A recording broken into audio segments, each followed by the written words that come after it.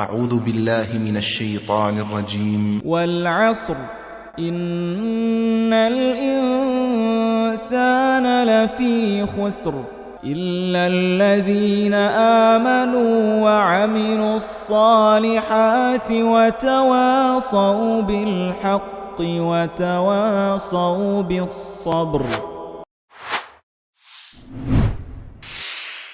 Bismillahirrahmanirrahim. Assalamualaikum warahmatullahi wabarakatuh. Alhamdulillah wassalatu wassalamu ala Rasulillah wa ala alihi wa ashabihi wa man tabi'ahum bi ihsani ila yaumil qiyamati, amma ba'd.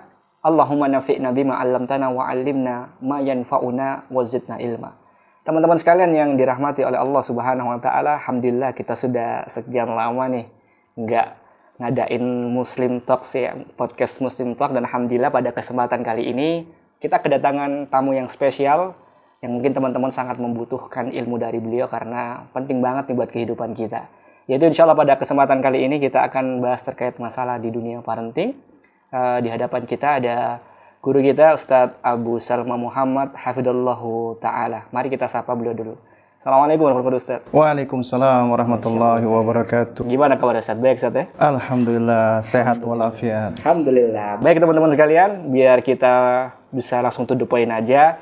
Jadi insya Allah pada kesempatan kali ini kita akan bahas nih terkait masalah kira-kira penting nggak sih teman-teman yang masih jomblo, yang belum menikah gitu ya.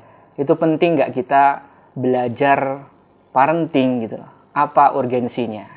Nah, kita langsung saja kepada Ustadz Abu Salma untuk bisa menjelaskan terkait masalah urgensi, terkait masalah penting nggak kita belajar ilmu parenting. Ya baik ya. Kalau berbicara tentang masalah ilmu parenting, ya pastinya tentunya penting sekali ya bagi setiap Muslim, bahkan sebenarnya bagi setiap manusia. Karena manusia ini Allah Subhanahu Wa Taala jadikan mereka berkeluarga, punya keturunan, dan bagaimana supaya kita bisa menjadi parents, orang tua yang benar. Nah, tentunya kita sebagai Muslim, agama kita sudah sempurna, mengajarkan bagaimana caranya kita menjadi orang tua yang sempurna. Orang tua bukan yang sempurna ya, tapi orang tua yang benar-benar sesuai dengan koridor syar'i. Dan pastinya ini suatu hal yang penting sekali, karena sejatinya kita semua ketika kita mendidik anak-anak kita, ya, itu sejatinya itu kita juga mendidik calon orang tua, calon cucu-cucu kita, dan cucu kita juga akan menjadi pendidik lagi cicit-cicit kita. Dan itu apabila kita mengajarkan kebaikan kepada mereka, maka tentunya kita akan mendapatkan pahala jariyah, ilmu yang bermanfaat, kemudian juga anak soleh yang akan mendoakan orang tuanya, dan itu aset investasi yang abadi, yang meskipun kita sudah meninggal dunia, insya Allah akan senantiasa mengalir. Nah, ini diantara urgensinya. Jadi buat anak-anak yang masih jomblo pun juga harus belajar. Itu penting, iya. Karena kan konsepsi kita adalah al-ilmu qoblal qouli wal amal kan. Ilmu dulu sebelum kita berbicara, sebelum kita berbuat, itu kita harus sudah punya ilmunya. Dan kalau kita pelajari ya, konsepsi tentang masalah pendidikan, itu sebenarnya kita mulai mendidik anak itu bukan dari semenjak kita punya anak. Tapi sebenarnya kita mendidik anak mulai dari semenjak kita belum punya anak. Bahkan dari semenjak kita belum punya istri. Artinya dari semenjak kita masih jomblo. Karena konsepsi ketika kita ingin punya anak, maka kita tentunya pengen dong punya anak yang soleh, ya kan? Kita pengen punya anak yang baik. Dan kesolehan dan kebaikan anak itu sangat erat kaitannya dengan kita sebagai orang tua. Nah, jadi kalau kita ingin punya anak yang soleh, biasanya anak soleh ini sesuai sunnah kauniyah Allah, orang tuanya soleh dan soleha. Tentunya supaya kita bisa mendapatkan pasangan yang soleha, kita harus mensolehkan diri kita. Supaya kita bisa soleh, kita perlu belajar, menuntut ilmu, khususnya ilmu tentang akidah, tauhid. Karena kalau kita belajar tentang ilmu agama, akidah, tauhid, itu sejatinya kita itu sadar nggak sadar, kita tuh udah belajar tentang parenting loh. Karena ketika kita belajar tauhid ya, kita belajar misalnya kajian kitab tauhid atau al-qawaidul arba atau yang semisalnya. Berarti kita sedang berupaya untuk menjadikan diri kita sebagai sosok muslim yang saleh. Muslim yang baik, yang bertakwa. Insya Allah muslim yang baik, ya Allah akan datangkan pasangan yang baik. Dari pasangan yang baik akan lahir anak-anak yang baik. Dan anak-anak yang baik insya Allah akan menjadi investasi kita. Masya Allah. Jadi sebenarnya nggak ada pertentangan Ustadz ya antara dunia parenting dengan tauhid, kemudian akidah dan manhaj gitu? Kalau dibilang pertentangan nggak ada sebenarnya, karena kita harus kembalikan dulu nih yang dimaksud dengan parenting apa. Karena kita tahu ya parenting ini kan luas. Dan ini juga bukan termasuk terminologi kita kan, bukan istilah dari kita. Ya intinya kalau kita perhatikan istilah ini istilah yang sudah masyhur, sudah ma'ruf. Ya parenting artinya bagaimana kita menjadi seorang parent, menjadi orang tua. Ya kan? Nah, tentunya setiap wilayah, setiap tempat, setiap kultur, setiap bangsa, setiap suku itu memiliki gaya pengasuhan yang berbeda-beda, gaya pendidikan anak yang berbeda-beda. Tapi alhamdulillah, ya agama kita Islam dan kita Allah berikan hidayah taufik di atas Islam. Agama kita begitu sempurnanya. Jadi termasuk dalam hal-hal yang berkaitan dengan masalah pendidikan anak, pengasuhan anak, bagaimana kita bisa menjadi orang tua yang baik, itu sudah diajarkan di dalam agama kita. Nah, oleh karena itu, parenting Islam sebenarnya adalah ya parenting yang berangkat dari konsepsi Islam, yaitu tentunya dari Al-Quran dan Sunnah.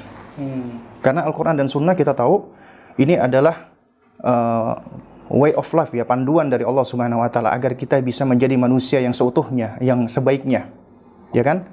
Nah, oleh karena itu, ketika kita belajar Al-Qur'an dan Sunnah, berarti kita ini sedang mempelajari bagaimana kita ini menjadi manusia yang seutuhnya, manusia yang memahami tujuan hidupnya, yaitu beribadah kepada Allah Subhanahu wa taala. Dan untuk beribadah kita butuh ilmu, ilmunya ada di dalam Al-Qur'an dan Sunnah, sehingga kita bisa menjadi muslim yang sukses di dunia dan di akhirat. Muslim yang sukses di dunia dan di akhirat tentunya dia tidak hanya membawa dirinya, tapi dia juga membawa orang-orang di sekitarnya, terutama keluarganya. Masya Allah. Jadi gitu ya teman-teman sekalian ya, sebenarnya antara ilmu parenting dengan akidah tauhid dan manhaj itu sebenarnya tidak ada pertentangan, karena itu bukan istilah dari kita saja dari Islam saja. Bahkan sebenarnya ketika kita ya belajar akidah, belajar tauhid, belajar manhaj, belajar hadis, belajar fikih, dan belajar ilmu-ilmu yang ada dalam agama kita, itu sebenarnya bagian dari proses kita menjadi parent ya enggak? Menjadi orang tua kan? Nah, berarti sebenarnya itu kita sudah belajar parenting. Nah, meskipun memang istilah parenting ini seringkali dikonotasikan ya kayak khusus untuk berkaitan dengan pendidikan anak, maksudnya cara untuk memilih mainan anak, kemudian bagaimana cara interaksi dengan anak. Nah, seakan-akan seperti itu saja, padahal tidak. Karena konsepsi dari parenting adalah bagaimana kita bisa menjadi parent, orang tua yang sebenarnya seutuhnya, orang tua yang sukses gitu loh. Dan sebagai muslim, kita nggak bisa sukses tanpa pertolongan dari Allah.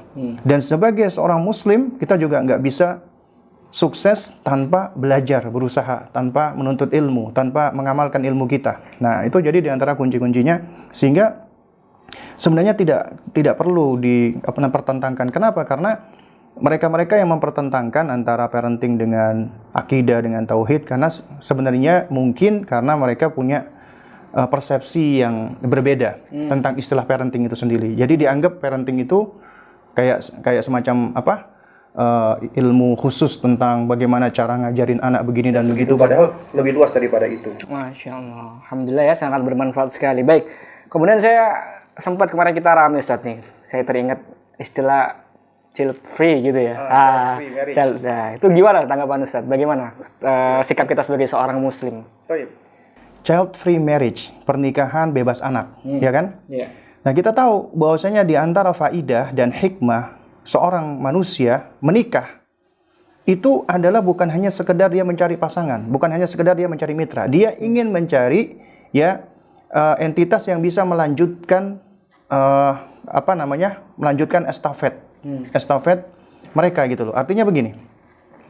Kita sebagai manusia Allah ciptakan berpasang-pasangan, laki dan perempuan, ya kan? Nah, secara sunatullah kita memang diciptakan Allah itu untuk menikah. Itu fitrah. Dan menikah itu juga memiliki faidah dan manfaat kita memiliki anak.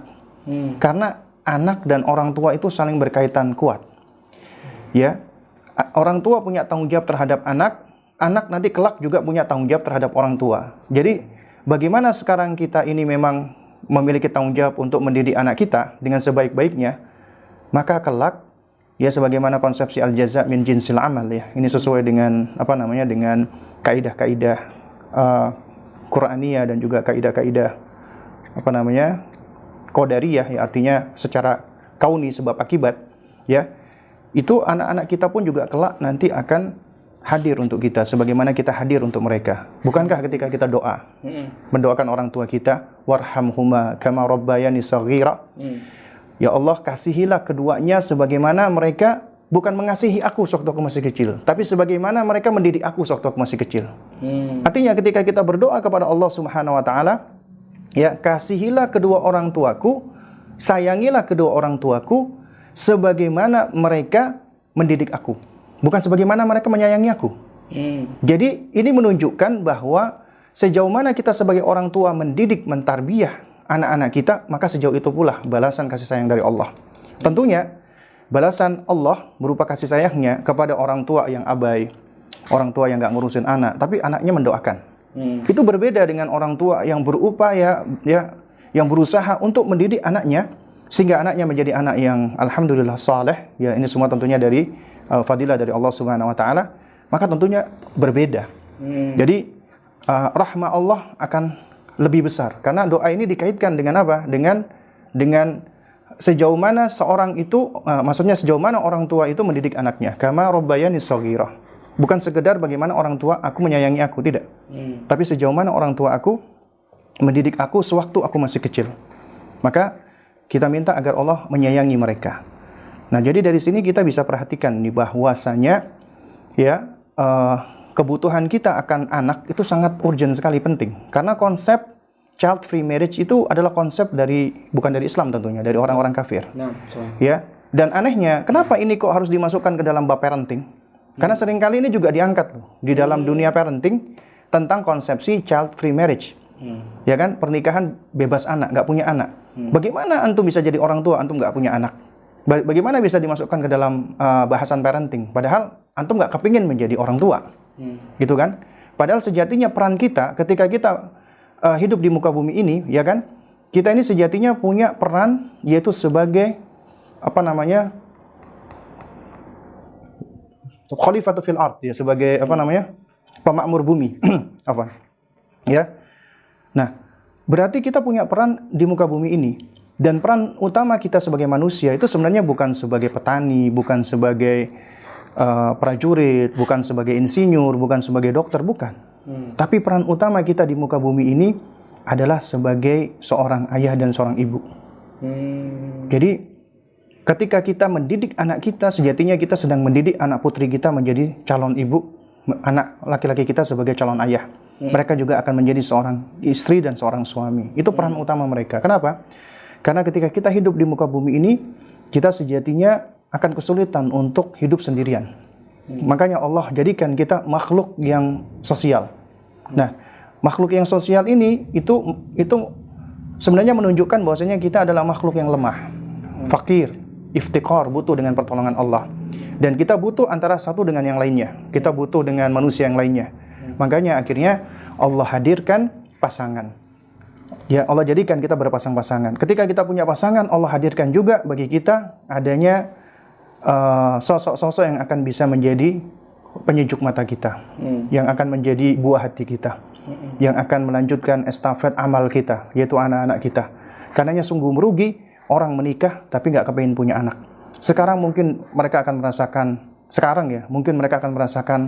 rasa enak, nyaman, gak ada yang mengganggu. Karena menurut mereka anak itu gangguan, ya kan? Tapi kelak nanti ketika mereka tua, mereka akan merasakan penyesalan. Karena gak ada lagi siapa yang bisa diandalkan untuk membersamai mereka, membantu mereka, menolong mereka, dan seterusnya. Masya Allah. Jadi malah sangat dianjurkan ya di dalam Islam itu teman-teman sekalian untuk, kita pernah dengar kayaknya Ustaz ya, kayak anjuran Rasul bahwa kita harus memperbanyak anak keturunan gitu ya. Nah, kemudian juga begitu pentingnya teman-teman sekalian dari penjelasan Ustaz tadi bahwa memang kita butuh sosok seorang anak untuk menemani kita di kala tua.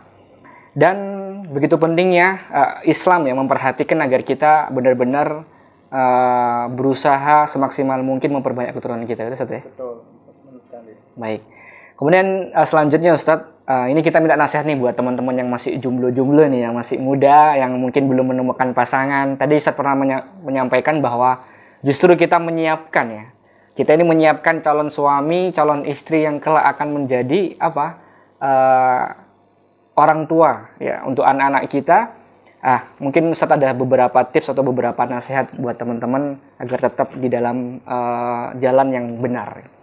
Nah, Toyib ya. Jadi kita sebagai manusia pastinya kita ini Allah berikan fitrah, Allah berikan naluri ya, gorizah, Allah berikan syahwat ya, dan Allah berikan berbagai macam emosi dan yang semisalnya. Dan juga merupakan sunatullah, kita ini ya sebagai manusia perlu untuk hidup berdampingan, kita perlu mitra hidup. Ya, karena di dalam kemitraan kita sehidup sesurga insya Allah itu yang akan lebih menguatkan kita, karena ada ta'awun, kerjasama, dan itu yang akan membangun sakinah, mawaddah warahmah. Dan kita sebagai manusia pengen dong mendapatkan ketenangan, cinta kasih, ya, kemudian rahmah. Kita kepengen seperti itu. Dan Allah berikan cara-caranya, makanya diantaranya dengan cara menikah. Dan saya yakin ya, anak-anak muda sekarang juga kepengen menikah, tapi memang banyak problem ya. Yang seringkali dijadikan permasalahan adalah ya mungkin belum siap, belum sanggup baik secara material dan moral gitu kan. Nah, oleh karena itu nasihat saya ya jemaah sekalian, ya bagi para pemuda ya yang masih belum menikah ya. Jadi ini adalah masa-masa yang bisa dikatakan antum ini sedang bersendirian. Maka jadikanlah kesempatan bersendirian antum itu adalah kesempatan yang produktif dan positif, sebagaimana namanya grup kita ya, Muslim Positif ya. Jadi wadah ya, Muslim Positif ya. Jadi beraktivitas positif dalam artian kita berupaya untuk mengisi aktivitas-aktivitas kita ya di masa muda kita ini dengan hal-hal yang bermanfaat ya. Dan terutama kita perlu untuk terus belajar ya, menuntut ilmu ya, karena sejatinya kita tidak berkewajiban ini untuk mempelajari kayak ilmu-ilmu lainnya ya, geografi, biologi, memang ada manfaatnya, tapi tidak wajib sebenarnya. Ya. Yang wajib adalah kita mempelajari ilmu agama sehingga kita bisa menjalankan tujuan kita hidup di muka bumi ini sebagai hamba Allah. Dan alhamdulillah ya, ketika Allah Subhanahu wa taala menerangkan tujuan kita hidup di muka bumi ini, kita itu menjadi manusia yang fokus, punya orientasi. Orientasi kita itu apa? Adalah kita ingin kembali menuju kepada Allah. Ya kan? Kita hidup di dunia ini Allah sudah berikan tujuannya, beribadah kepada Allah. Ya kan? Nah, dengan beribadah kepada Allah Subhanahu wa taala, maka ya kita akan diberikan kebaikan-kebaikan oleh Allah Subhanahu wa taala, di antaranya ya kita dimasukkan surga dan Allah mencintai kita, Allah meridhai kita dan seterusnya. Ini adalah di antara di antara manfaat ataupun fadilah ya, ketika kita mengetahui tentang tujuan kita diciptakan oleh Allah Subhanahu wa taala. Dan seseorang yang mendapatkan hidayah taufik berupa tauhid, dia akan menjadi sosok manusia yang tangguh, kuat dan fokus. Berbeda sama orang musyrik. Berbeda sama orang-orang yang mereka tidak bertuhan atau meyakini tidak punya Tuhan. Orang yang meyakini tidak punya Tuhan, mereka itu adalah orang yang paling disorientasi, paling bingung di muka bumi ini. Mereka menjadi paling bingung karena apa? Mereka nggak tahu untuk apa mereka hidup, dari mana mereka berasal, hendak menuju kemana mereka nanti selamati. Mereka nggak tahu. Jadi mereka nggak punya nilai dalam kehidupan mereka, value. Mereka menjadi sosok manusia yang paling bingung. Sementara di sisi lain orang-orang yang musyrikin itu juga bingung. Kenapa bingung? Karena hati mereka harus terbelah-belah, terpecah-pecah. Bagaimana ini menurut antum? Misalnya antum kerja, antum sendirian, di kantor antum bosnya 5. Kemudian setiap bos A minta ini, bos B minta ini, C, D, E minta ini. Antum kira-kira bingung nggak? Bingung mana yang didahulukan itu ya? Bingung, karena setiap bos punya keinginan masing-masing kan? Betul. Tapi berbeda misalnya, ya antum bosnya, antum punya anak buah 5. Antum bisa mengarahkan mereka, dan 5-5-nya bisa fokus sesuai dengan arahan antum. Ini cuma ilustrasi saja, contoh. Dalam masalah sepele seperti ini aja manusia bisa bingung. Lantas bagaimana ketika manusia menghambakan diri kepada banyak Tuhan? Nah, dia menghambakan diri kepada banyak sesembahan. Sehingga mereka menjadi manusia yang paling bingung, juga disorientasi. Alhamdulillah Allah berikan kita hidayah, Allah berikan kita taufik. Ya, diantaranya hidayah taufik yang paling besar itu tauhid. Akhirnya kita bisa fokus, kita tahu tujuan hidup kita ini apa. Dan ini menjadikan kita sosok pemuda muslim yang kuat. Kita tahu kita mau menuju kemana, kita tahu kita sedang apa di sini, ya kan?